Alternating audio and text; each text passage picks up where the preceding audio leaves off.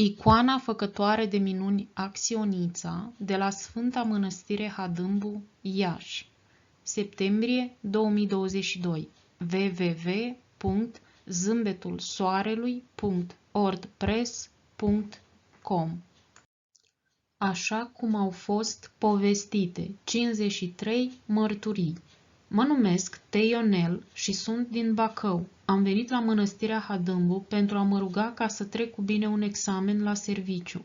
M-am rugat la icoană, am citit acatistul ei și am ascultat sfaturile părintelui Serafim. Când am dat examenul, totul a fost bine. Mulțumesc din tot sufletul lui Dumnezeu, Maicii Domnului, Sfinților Mihail și Gavril și tuturor sfinților pentru ajutorul dat. Icoana Maicii Domnului Acționița. Icoana făcătoare de minuni Acționița a fost zugrăvită între anii 1937-1938, în timpul egumenului Iov Mazilu, de părintele iconograf Octavian Zmău din Roman, după prototipul atonit de la Protaton. Icoana este de o frumusețe și expresivitate rară întâlnită în bisericile noastre. Din cerul icoanei, Dumnezeu Tatăl Savaot, purtat de nourii cerului, binecuvintează cu ambele mâini.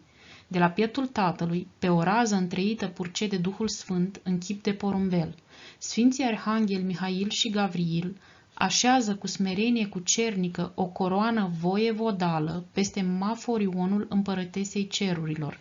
Mântuitorul Iisus Hristos, Emanuel, purtând pe cap mitra veșnicului arhiereu, ne cheamă împreună cu Tatăl și cu Duhul Sfânt, prin textul filacteriului desfășurat în sus, să-i cântăm preacuratei sale Maici, vrednică ești. În centrul icoanei, Maica Domnului aduce lumii pe ambele brațe agnețul, pe melul lui Dumnezeu și odorul cel mare a toată lumea.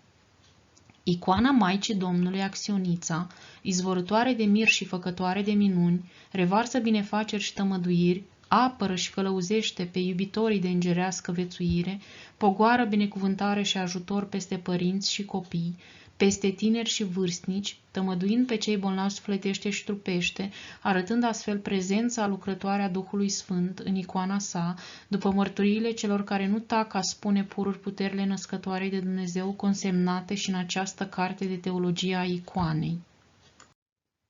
Bibliografie.